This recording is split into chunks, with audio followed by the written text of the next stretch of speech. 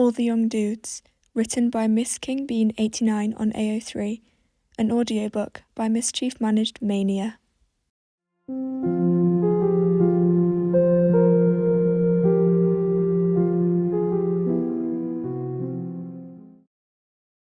Chapter 2.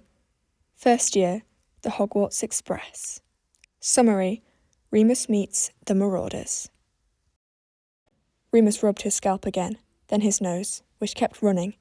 It had been bothering him since dinner the evening before, when another boy had punched him. To be fair, Remus had kicked him first. But the boy, Malcolm White, was 14 and twice the size of 11-year-old Remus.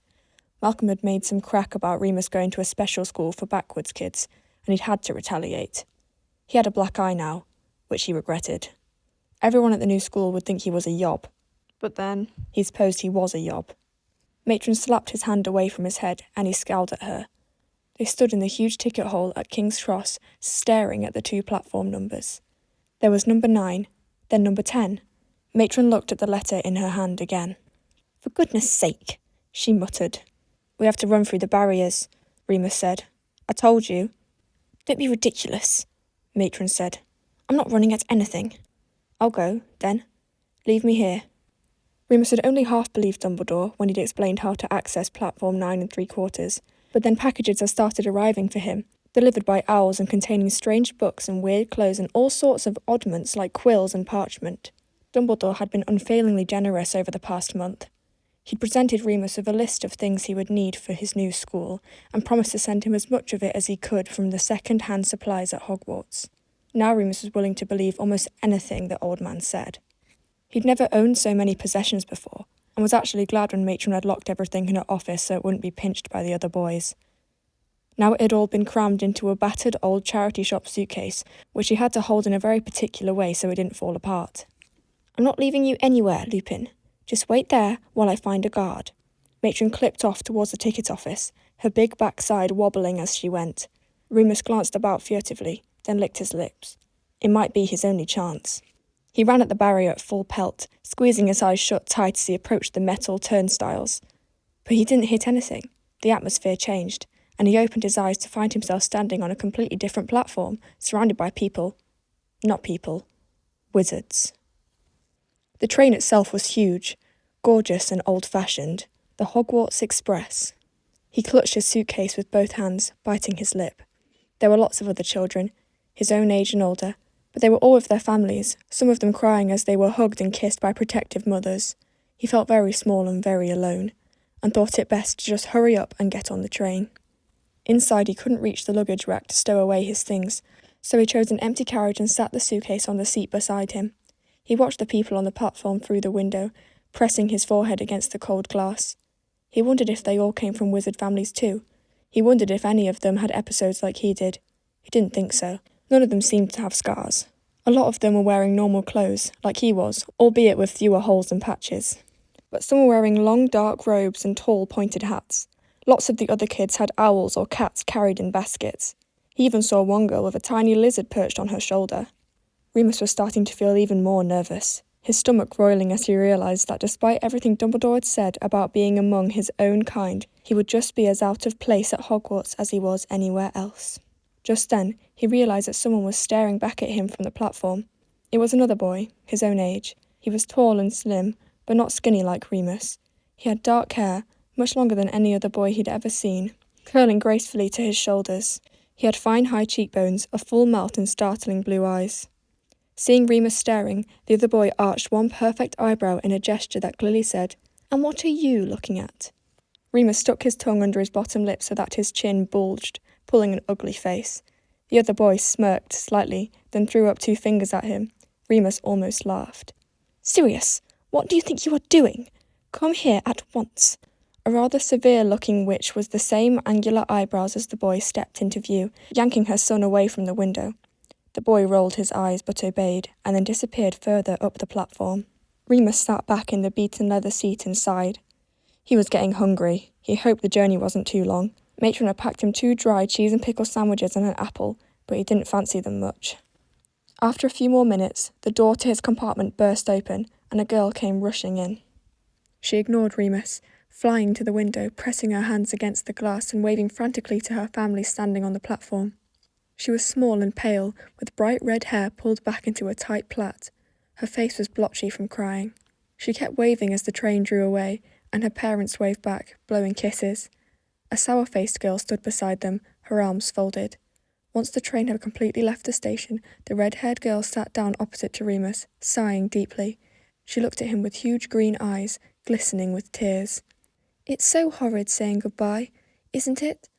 She had a high, middle-class accent. Yeah, I suppose," Remus nodded, self-conscious. He didn't really like girls. St. Eddie's was single-sex, and the only contact he had with women was matron and the school nurse. They were both mean old bitches. The girl was looking at him, curiously. "Are you from a Muggle family too? My name's Lily." "Remus," he replied, awkwardly. "My dad was a wizard, but I didn't know him. Well, I grew up with Muggles." "I couldn't believe it when I got my letter," she smiled, warmly, cheering up. "But I can't wait to see what it's like. Can you?" Remus couldn't think how to answer her, but he didn't have to. The door slid open once more, and a boy poked his head in. He had long black hair, like the boy Remus had pulled faces at, but it was poker straight.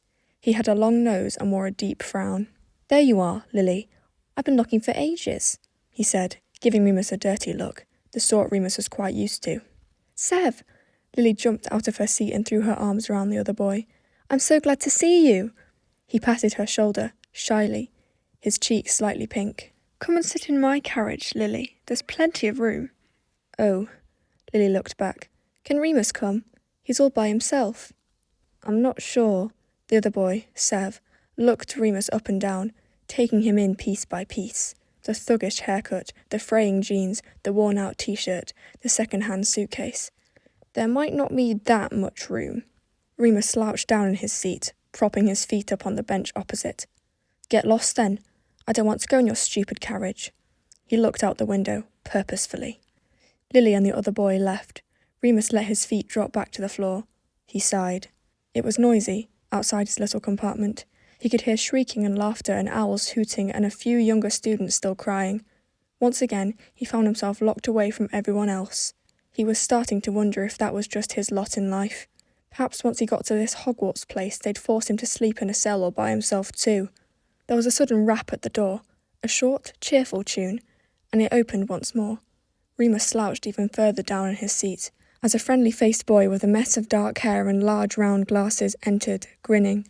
"Hiya." He held out a hand to Remus. "First year?" "Me too. I'm James." He nodded his head back to a short boy who had followed him in. "This is Peter." Remus shook James' hand. It felt easy and comfortable. For the first time, the tight coil in his stomach began to unwind. "Remus. Can we sit here? Everywhere else is full, and Peter's getting train sick." "I'm not," Peter murmured, taking a seat opposite Remus, eyeing him warily. He did look a bit green. He rubbed his hands together in his lap and stared at the floor. "Know what house you'll be in?" James asked Remus, directly. Remus shook his head. He didn't know anything about houses. Was that where they'd be sleeping? "What were your parents in?" James persisted. "Did they go to Hogwarts?" Remus nodded, slowly. "My dad did.